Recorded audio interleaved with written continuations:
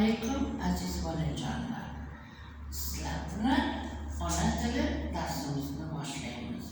Bolalar, o'tgan chorak mobaynida sizlar bilan ona tili darsimizda harflarni o'qishni va yozishni, tovushlarni esa to'g'ri talaffuz qilishni o'rganishga harakat qildik.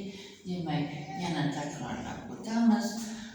Alifboda demak 6 ta unli hamda 23 ta undosh harflar bor deb sizlar bilan ta'kidlab o'tganmiz bolalar. Demak, unli harflarni yana bir bora eslab o'tamiz. A, U, O, I, O hamda E unli harflari. Harflarni demak biz mana ko'rib turibmiz, ko'ramiz hamda yozamiz. Tovushlarni esa talaffuz qilamiz hamda eshitamiz. Biz bu narsani yaxshi bilishimiz, yaxshi ajratishimiz kerak ekan. Demak, o'tgan darslarimizda sizlar bilan unli va undosh harflar haqida, ular ishtirokida so'zlar yozish, gaplar yozish mumkinligi haqida, faqat unli yoki faqat undosh harflardan so'zlar tuzilmasligi haqida gaplashgan edik. Bugungi mavzu o'tgan mavzularni takrorlash. Demak, takrorlash jarayonida hozir biz sizlar bilan darsligimizdagi mana 3-chi mashqni bajarishga harakat qilamiz. Mashqda demak bizga berilgan vazifa: o'qing. Avval birinchi bo'g'inda, keyin ikkinchi bo'g'inda u unlisi kelgan so'zlarni demak ko'chiring deyilibdi.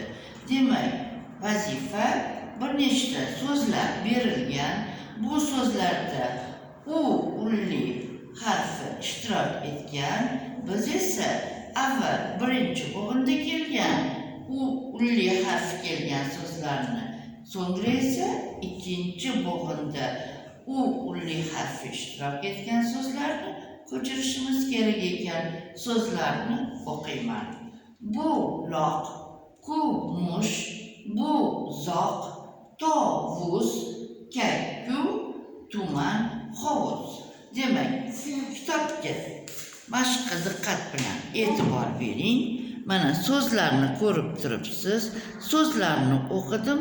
Ana endi bu so'zlarni biz ko'chirar ekanmiz kitobdan yozuv qoidalariga amal qilgan holda. Demak, so'zlarni bilan ko'chiramiz.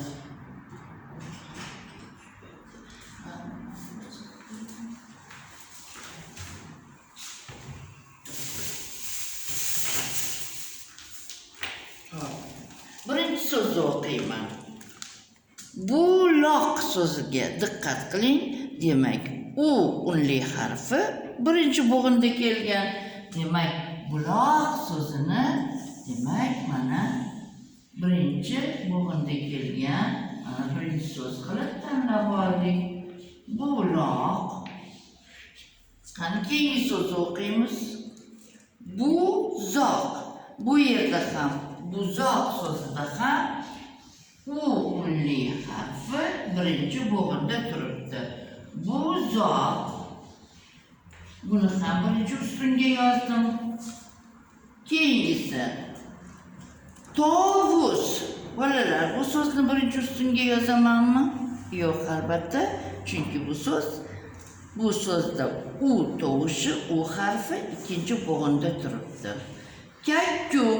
Bu so'z ham ikkinchi ustunga yoziladi. Tuman. Mana bu yerda tuman so'zini birinchi ustunga yozaman. Ko'rib turganingizdek, u harfi birinchi bo'g'inda turibdi. Tuman so'zini demak yozaman. Tuman. Mana bolajonlar. Demak, ana endi ikkinchi ustunga yoziladigan so'zlarni topishimiz kerak. Tovus. U harfi ikkinchi bo'g'inda turibdi. Demak, mana ikkinchi ustunga tovus so'zini yozaman. tovus. Kak-ku ikinci üstünge yoziladi.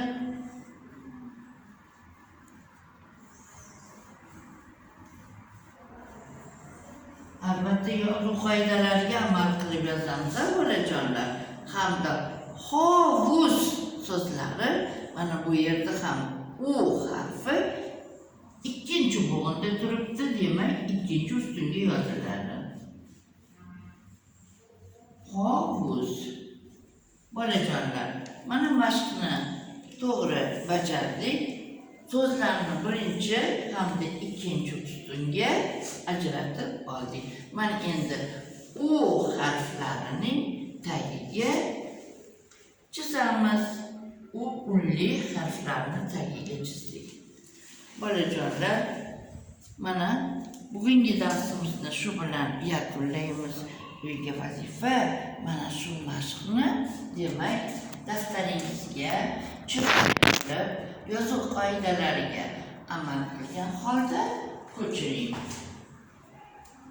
Shuningdek, bolalar karantin sharoitida albatta karantin qoidalariga rioya qiling. Qo'llaringizni tez-tez sovunlab yuving hamda ko'chaga chiqqanda esa niqob taqib chiqishni unutmang. O'zingizni ehtiyot qiling. Xayr.